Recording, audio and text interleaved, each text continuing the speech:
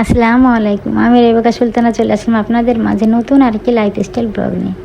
আজকে দেখেন খড়ির চুলায় আমি বাঁধাকপি দিয়ে, শিম দিয়ে আর গরুর মাংস দিয়ে রান্না করব। সেজন্য তো কড়াইটা চুলায় চাপিয়ে দিয়েছি, তারপরে পেঁয়াজ দিয়ে দিলাম। এদিকে আমি প্রেসারে গরুর মাংস, আলু, গরুর মাংস যে মশলা দেওয়া লাগে সব মশলা দিয়ে সেদ্ধ করে নিয়েছি, কষিয়ে সুন্দর করে সেদ্ধ করে নিয়ে চলে এসেছি। এবার কপিটা রান্না করে নিব, বাঁধাকপিটা রান্না করে নিব। পেঁয়াজগুলো তো সুন্দর করে ভেজে নিচ্ছি। ভেজে নেওয়ার পর যা মশলা দেওয়া দরকার অল্প অল্প করে সব মশলা দিব, যেহেতু বাঁধাকপি, শিম আমার ফ্রোজেন ছিল, ভাপ দেওয়াই ছিল হলুদ লবণ দিয়ে। তারপরে গরুর মাংসটা সব মশলা দিয়ে কষানো করে কষিয়ে সেদ্ধ করে নিয়েছি। এবার আমি কপিটা রান্না করে নেবো, সেজন্য সব মশলা অল্প অল্প করে দিচ্ছি আমি। আদা রসুন দিয়ে তো মশলাটা সুন্দর করে কষিয়ে নিয়েছি। এবার শুকনা গুঁড়োগুলো সব দিয়ে দেবো, মরিচের গুঁড়া, ধনিয়ার গুঁড়া, জিরার গুঁড়া, লবণ, হলুদের গুঁড়া একদম অল্প দেবো। তারপরে মশলাটা সুন্দর করে কষিয়ে নেব। চুলাটা সুন্দর জ্বলছে, মাঝে মাঝে আবার এখন হালকা ধোয়া হচ্ছে। এই যে মশলাটা আমি সুন্দরভাবে কষিয়ে নিয়েছি। মশলায় তেল ছেড়ে আসলে তারপর কপিগুলো দিয়ে দেব। মশলা যত কষাবেন তত তরকারি টেস্ট হবে। এই তো মশলাগুলো সম্পূর্ণ সুন্দরভাবে কষিয়ে নিয়েছি, তেল ছাড়া পর্যন্ত আমি সব মশলাগুলো কষিয়ে নেব।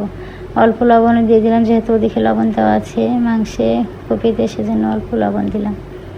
দিয়ে এবার মশলাটা সুন্দর করে কষিয়ে নেব।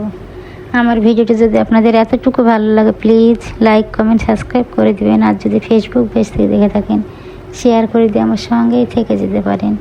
আর যারা অলরেডি এই কাজটা করেছেন তাদেরকে অসংখ্য অসংখ্য ধন্যবাদ।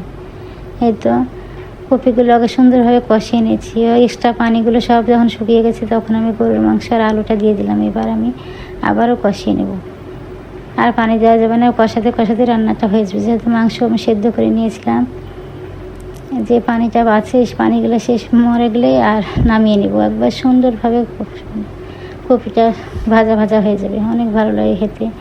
রান্না করার পর, খাওয়ার পর আমি ভয়েস দিচ্ছি, অনেক টেস্টি হয়েছিল, মনে হচ্ছে টাটকা কপি। এত সুন্দর হয় এই কপিটা। হালকা ভাপ দিয়ে ডিপে রাখেন, পরে আনসিজনে খাওয়া যায়। এতে প্রায় হয়ে এসছে তরকারিটা আমার।